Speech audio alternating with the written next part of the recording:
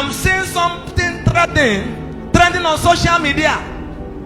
Na madunye false testimony, fake testimony. Na Zion Ministry, Lagos, under Ebuka Obi. And the Messiah Choputa niye nwanya mere abrezogu ewe worusi onu we tudozi Ebuka Obi ufọdụ na akpọ ya nke a. I want to tell you something. Let game into your phone. Amara m onye Ebuka Obi bụ one on one. Na phone ka mụ na ya na-ekwu time to time, not always. But I want to let you know, Evangelist Ebuka Obi is not fake.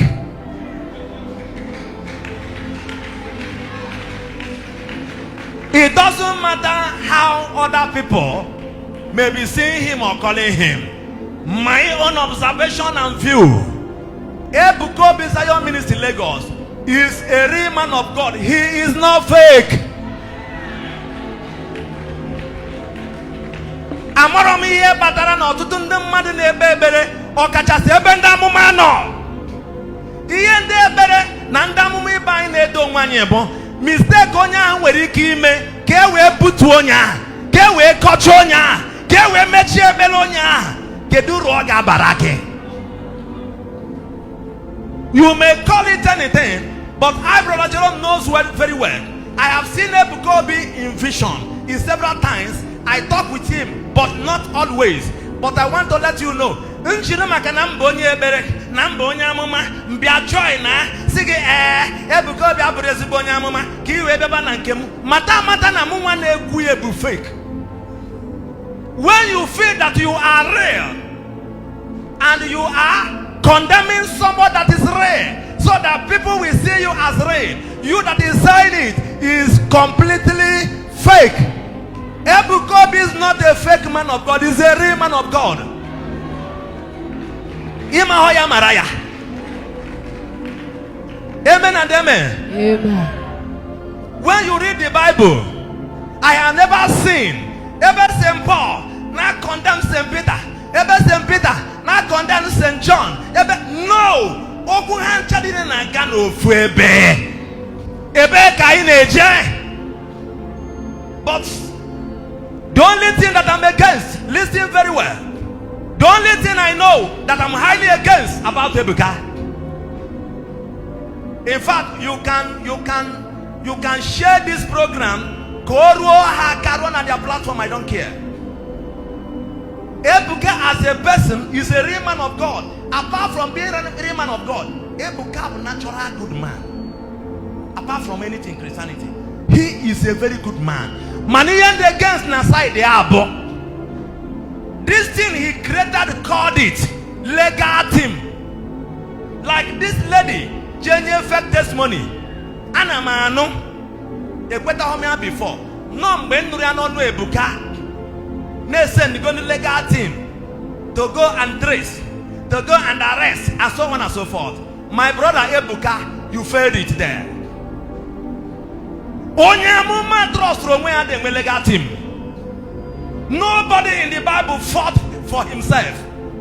If you have a legal team that is fighting for you, Ebuka, onye kwa apochieye, onye teach apochieye, Ebuka, you are a Christian and a real man of God. I want you to withdraw.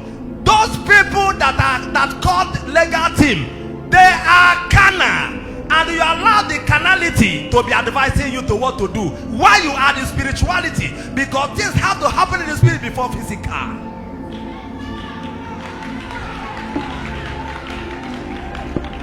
I want you to learn something. Ebuka may love what I'm saying now. He may not love it. It does not matter. I am a prophet of God. I know very well Ebuka, a real man of God, is not fake. Even that didn't arrange. Ebuka can never arrange any miracle. God is using him. Oburobu na nkota Ebuka, mburuzie mmadụ. Onye akota Ebuka. That side, onye na-etinye aka na asị not fake. Ebuka Obi is not fake.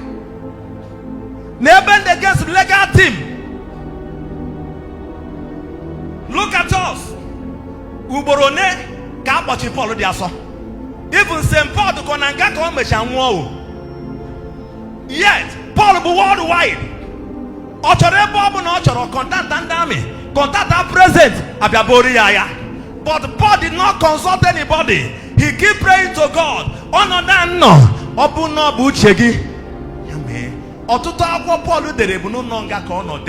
Paul police.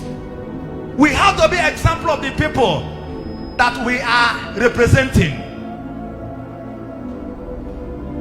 Can I bring it in our own time? No mado, okay bube, oko dogu, no ne lugu, anabo fadambaka. Kedonya mumano na Nigeria agejemu wanted here this man uche. Even now, o makazinu ka mechiriono. Fadambaka, obu na Ebuka Omunwa wanted afa aboroya. Imana Munwa mo Ebuka nwe legal team. Imana legal team agesi obodo ebe kwata legal team. Mbaka doesn't respond to you. Man here so you got responding. Onwe onye keputa sina nwata kiri ano Mbaka amoria. Onwe onye keputa sina Mbaka turu ime. Did anybody hear did Mbaka say anything? Up on a stage. Okuregwe naga. Odani go denuwa, odani go denuwa, odani go denuwa, odani go denuwa.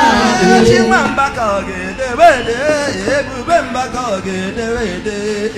Odani go denuwa, odani go denuwa. Ogu, Father Mbaka as a man of God, Gemunti. Not only na Father Mbaka were a legal team. Father Mbaka were a policeman. No policeman is protecting Father Mbaka till today. There was a time Obasanjo threatened to kill him.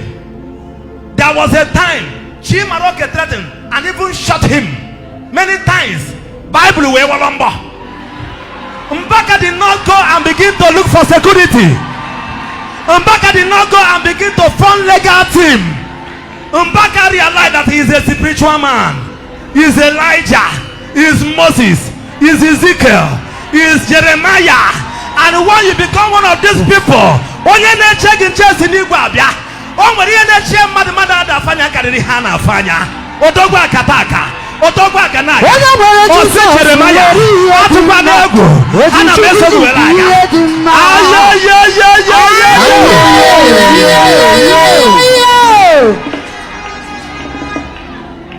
So if I'm Ebuka Obi, I will dissolve and dismay anything legal team. Ebuka, you are a spiritual man. Can you also in a chunk? Even mandam in a police in Esogi, Ebuka Obi, you that I know in the spirit, Obu no more of Fumbronya Nesogi, Ebuka madam may do anything. If on your own, Ebuka Obi on your own, unless you change tomorrow. For me, Ebuka, just those policemen or what? I'm a man where you Mano Mwa Etu se Bunkem and the Mekunke Kayechi Onyamoma Gambo Onyamada Tokweze. So what I hate, one legal team, Ebuka, even the son and the lawyers and those people under son of this legal team, Ebuka, truly, if you pray, you will know that God is not with them. In terms of protecting you, they are arresting them, arresting people. And you are a man of God. Now, if a man of God, if Christian can do such, the Bible says, the battle is no longer mine, but the battle is of the 2 Chronicles chapter 20 from verse 17 to 20. Ebuka, for joy that want to pull you down, it's not the people your fans are mentioning. Your followers. Your followers don't know how to talk. Like as I'm talking now, later, go to social media. Microphone bloggers get a cover. You got full comment in the money. You are fighting Ebuka Obi. You are fighting Ebuka Obi. Jealousy. Jealousy. Because you are not Ebuka Obi. Jealousy. It doesn't matter what people will say. Evang Bro.Jerome and Fr Nwebe. Jesus. If you power, you get left. The mother can be any Igbo. But you want your power, go get left. If I na for on a new, I feel na way on a bagari. That's what I want to tell everybody. If I na about transfer of aggression, Makanonye, all or Chonyo Geji will me break. And the Obona the mother ways respect for some people that should be respected because of something. It gradually begins to make that thing lose its value. What am I trying to say? Amuma Madiburu Odoro Chineke na Madanya, that it was a misconceived prophecy. Keburu where he put on our priest. I want to use it to advise us. And I want to thank Mikuku for going out of his way to hold conference with the lady with the shop. Everybody watched the podcast and saw the interview, and he has come to give report because I don't know where lies where they deceive them mother. Here Banyere Ipare priest from Enugu Amanon Bakakana Bale. It's not a problem to me because somebody the Barabo. But I just want to tell the Zion ministry and Ebuka no what test Kenya on test. And that test is what we call test of humility. And that's what we call what we qualify you to be promoted in the rank in the realm of the spirit. Ni kuwachano Marian Nagi, the next day. The money junior auditorium is not a sign that we are getting it right. Remember, and no prophet has ever fallen for making mistake. What pulls down a prophet is error. Only have buy into error and I way back on aga. One mistake on your. So you can still see people, you still see your money. So you still see crowd, you can still see your fame, you still see those people around, but gradually you are derailing. And you know when your phone and the joy is not there. You might come out and say, hey, you will still do everything normal, but your glory is being damaged.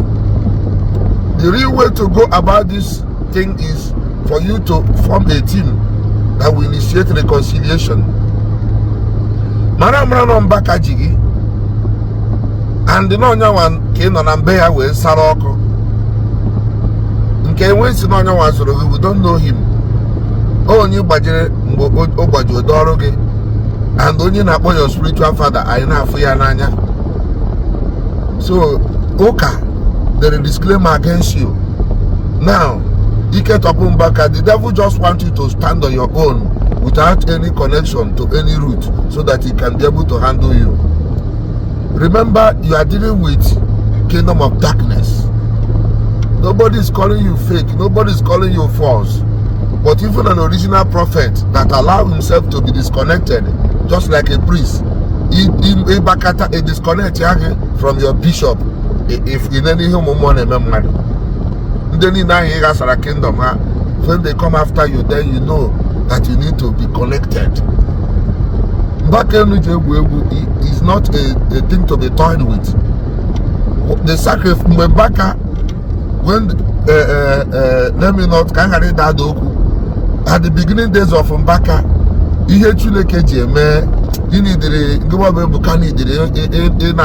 from ABCBOA. Now 10 times before you're able to achieve it.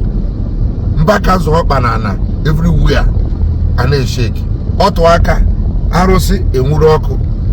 The most deadly deities in Igbo land was destroyed by Mbaka.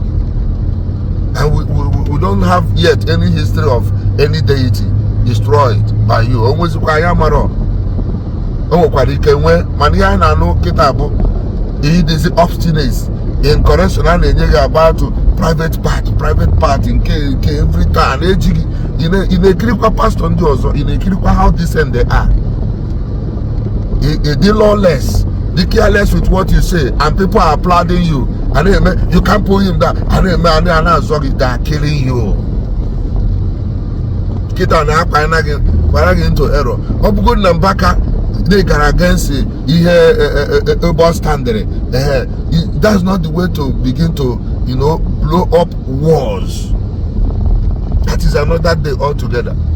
When Baka was asked to leave to go to monastery, every man of God that can do it. Yeah, we hear when Baka will do. And people they not matter half of the money. They divide, they go back at 5,000 pieces. People not about one. Pride when they come and close with the adoration. They turn not almost 2 years. Not a adoration or Canada because he listens. You know you can tell on your way fool. You make a reward that you can imagine, and encounter with God that inspired all of us, including you.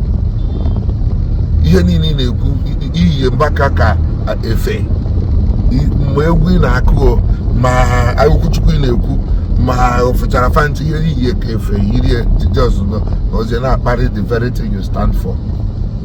So onu choi tunu get the apology because you can soon na akpo hafa mana nkato ogana akobubu ya mma.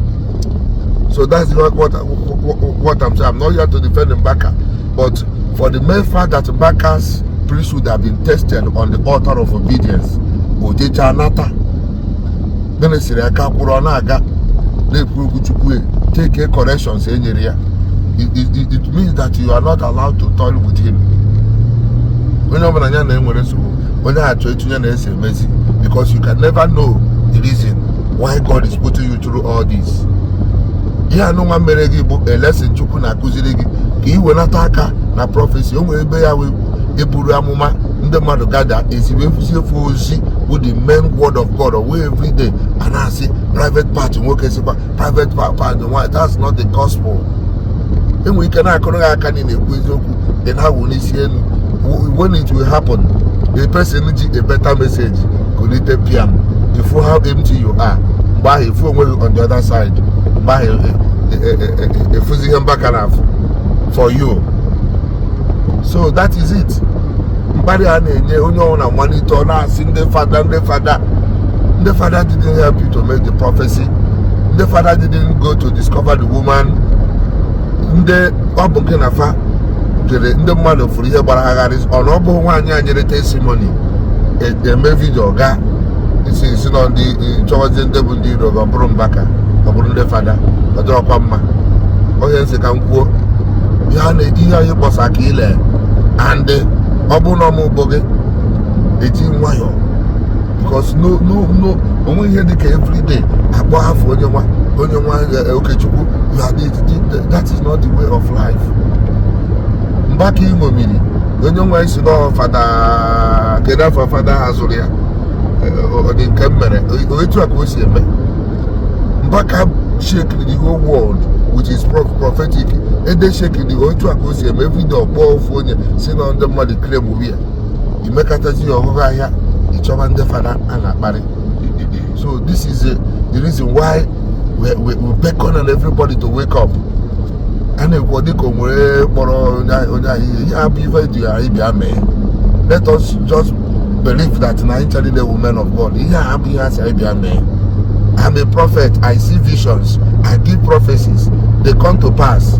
At times, Chineke take another decision because prayer changes decisions. When you keep money, you get money. Chineke go see the game when you get that thing divert without you knowing it. Chineke many horse or gaba. 3 days deliver will be destroyed. At the end of the day, it didn't happen. It could be that na love it. Good news is coming. Better good news. Bad news. Just your words. Good news. Just to love it. So only can way love it. Yeah. Tell everybody you So that is it. So because let everybody take correction. Situation say does you situation esi eji nwayọ ahazi ife ka agha dị damage ife fọda na-ekwu ndị na-akparị mkparị jebe ndị na-asị na nwụ blọga buru jebe until jam in the realm of the spirit kosi ahịa eze n'ọnụ ịma na ma bụrụ blọga ifu na onwere tara ife Chineke ji mee ka anyị nwee platform so that ọnụ na-eru anyị n'okwu anyị kwuo ya iche na okwu anyị na-eru okwu anyị na-eru ọ bụ na ọ na-eru ịma mfe ya. So let God arise and let his enemies scatter. Mana no test ka na-enye gị, and don't pull yourself down by yourself. This is a test of humility. You have gotten all the gift, gotten all the success. Now, how humble can you be when you make mistake? That's what is your beauty. No any of your crowd that nobody give his adoration. Anybody who can stop them from coming, but don't allow them to push you. I can let people go. The very deceptive crowd is very deceptive. Onye kucha afọ onye ọzọ isi that is akwara gị kpa into the gota parakwa gbasa onye ahụ kịta anyị na-ewu a na-ekwu na enwe ike ma ghọta ya na-akarịgo egwu nwekwe na-akarị egwu na-akarịkwa egwu as long as you are the world a na-akarịkwa egwu akarị. God bless you. Yeah, thank you for watching this video. Make sure you subscribe to our YouTube channel and watch the next video. Shalom.